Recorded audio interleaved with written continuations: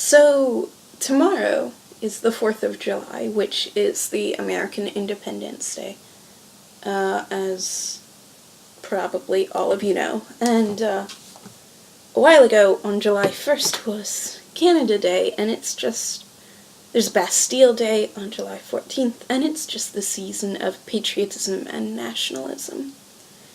And we even talked about it in my church. It's the 240th anniversary of the founding of America.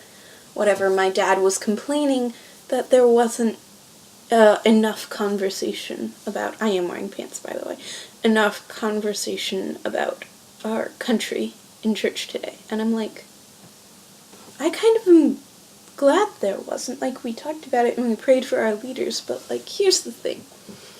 I'm really not sold on patriotism. Like, at all. Do I think America is a good country? Yeah, I think America is a good place to live, and I think the fact that it promotes 10 billion freedoms, or however many, is wonderful and good and important, and I'm glad I live here. Because there are plenty of worse alternatives. I was adjusting my cilantro. I have a new plant. But I also think, as a Christian, and as a human being, that my allegiance is not to an individual country. My allegiance is to my species at large, and as a Christian, to the kingdom of God. There's this verse, I don't know what it is, it's in the New Testament, one of Paul's letters, that talks about how we are to be in this world, but not of it.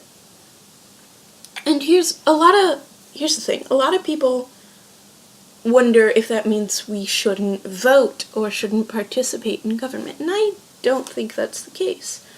I think if we're blessed to live in a place that supports democracy, then we by all means have to partake of it, because as Christians we're called to fight for the poor and the disadvantaged, and we are called to enact justice, and we can achieve that through political change, which is why I'm like a politically active person.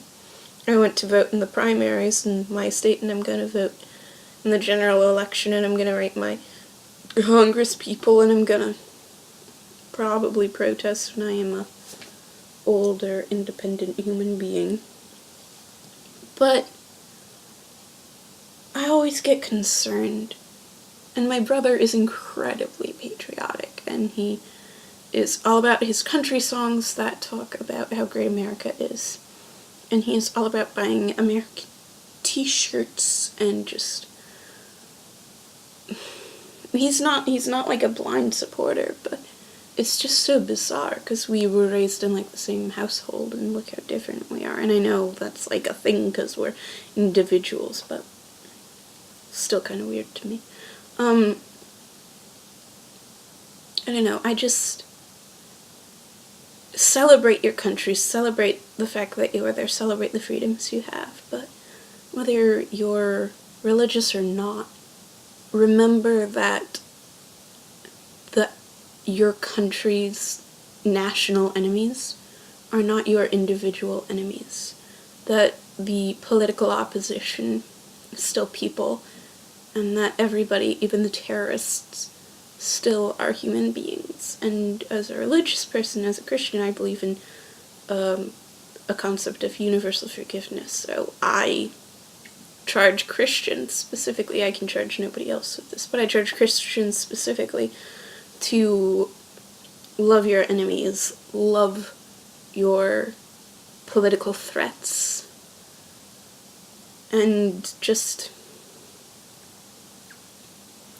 don't put blind faith in your country